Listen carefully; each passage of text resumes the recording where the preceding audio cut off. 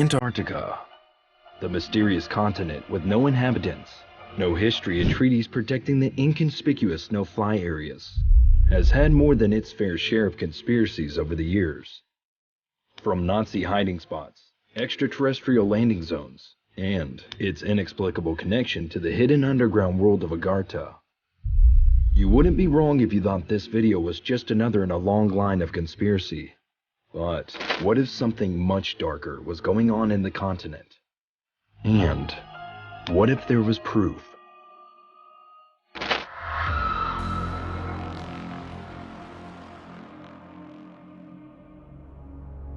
On Sunday, February 14th, 2021, an anonymous user, Sono Phantom, posted in the 4chan paranormal community about his father's discoveries whilst working on the McMurdo base. The user, who for today we will just call Anton, came across a thread discussing this Google Earth image. The image looks to be a huge, spider-like creature making its way across the treacherous wasteland of the continent. Users debated its size and sought to find a reasonable explanation for the figure, until shortly into the debate, Anton began to share a story. I'm using a name because it's easier for me to keep track of this shit. Some background. My dad is a doctor, was stationed at McMurdo for 11 months in the 90s. Not saying what year, because he was the only doctor there and y'all could track me down. Frequently went out on scientific expeditions. First and foremost, there were some areas where people just didn't go. They weren't environmentally hazardous. They just were avoided for one reason or another.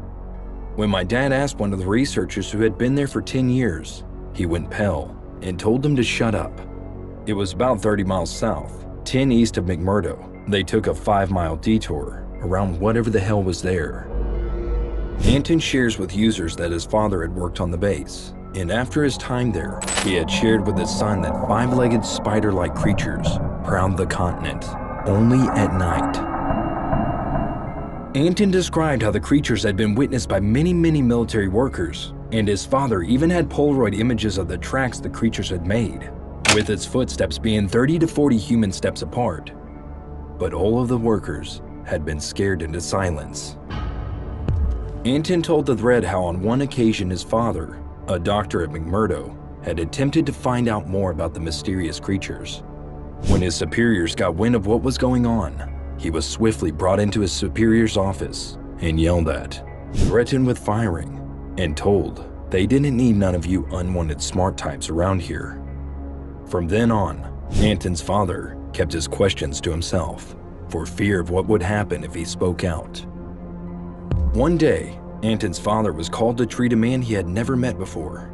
The man had severe lacerations and was delirious, shouting they were frozen. We thought they were dead, whilst he was being treated.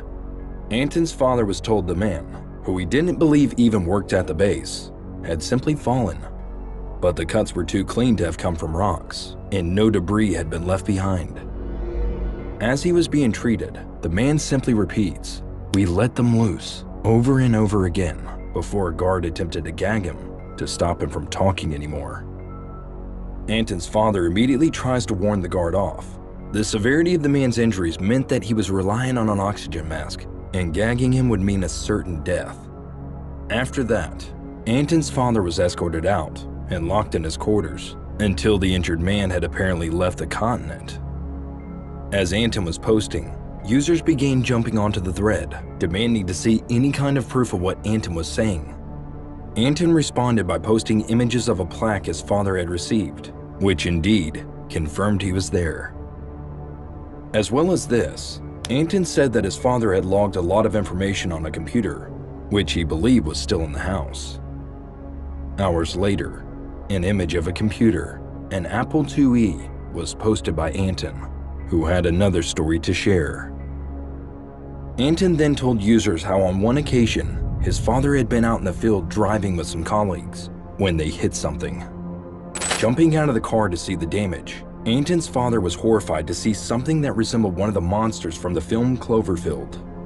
The creature, with spindly legs like a spider, had been completely crushed by the vehicle and was clearly dead.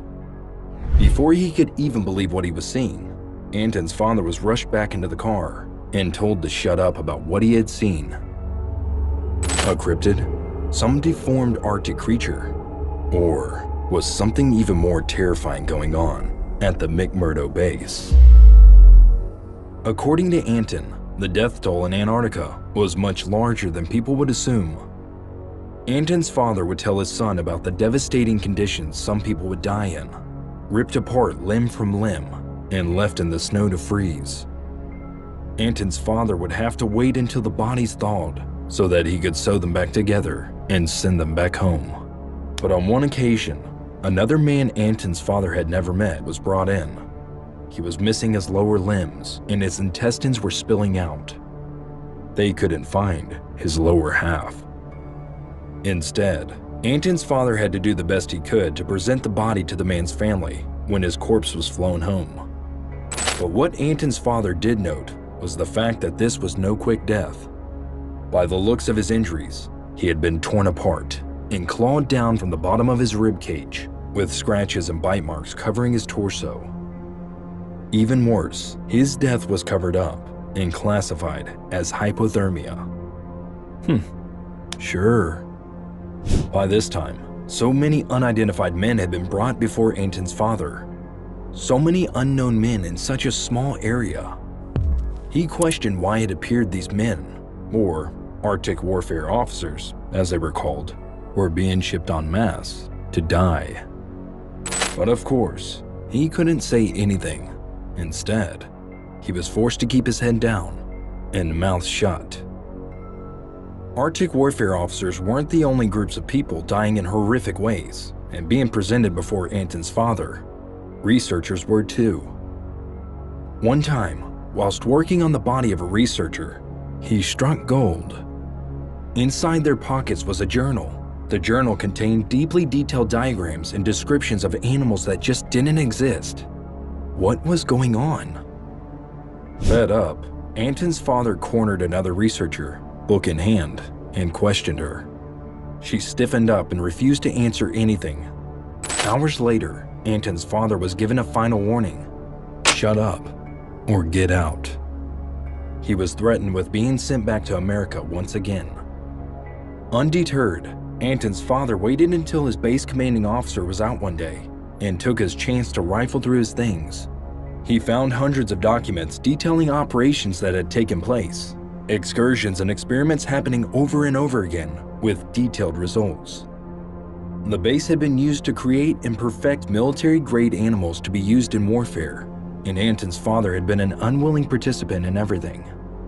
Suddenly, officers broke into where Anton's father was and detained him. He knew too much. He had to go. Anton's father was days away from being shipped back to the US, and knowing that his time was up, he spent every last second that he had on the continent collecting evidence and testimony. One morning, days away before he was due to leave, a man named Jones shook him awake. He told Anton's father how he had just got back from a mission, and he needed to talk to him. Anton's father told him to come back when he was awake, but instead, Jones proceeds to tell Anton's father the most incredible story. Now awake, Anton's father listens to Jones as he describes how he had gotten up at 5 a.m. the day before to go on an expedition with some researchers. Only, they didn't take the military car. Instead, they took a truck with an M134 minigun on it, along with tins of other weapons. After they load out, they go southwest, pulling up to what looks like an office building. Inside, Jones describes to Anton's father how the building was some sort of government lab, similar to what you would expect in a film. Carnage broke out straight away. From Jones' account, it seemed that they had stumbled across some Chinese testing facility. Once clear of the entrance, with bodies littering the hallways, they moved downstairs to a set of tunnels. Once through, they find an underground secret laboratory with broken cages, dead bodies, and unfamiliar technology everywhere you could see.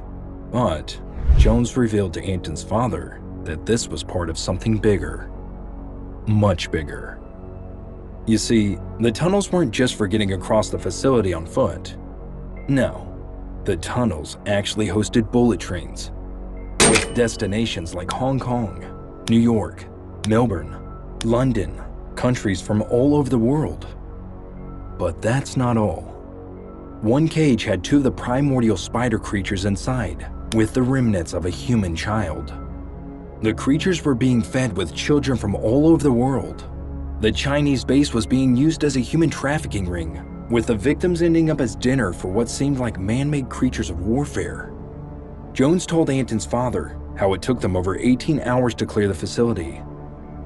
Users questioned Anton some more, and he told them how his father believed from various accounts and eyewitness testimonies he had collected the creatures that have existed for millennia. Frozen from the Ice Age, they had been slowly brought back to life through various DNA technologies and biologically altered. And with that, Anton's father was sent back to the US. He was court-martialed for his crimes of snooping too much in the base. But, according to Anton, as he had never signed an NDA, he was free to go. The knowledge was buried until his son shared all of that on February 14th, 2021. After recounting his father's story, Anton left the thread, promising that he would get professional help to recover the hard drive on his father's Apple IIe and prove the terrible events going on in the hidden continent. To this day, Anton hasn't posted again. So, what do you think? A made-up story shared by a lonely user on Valentine's Day? Or did Sono Fanton and his father really know something? Was Anton stopped by force from coming back to the thread?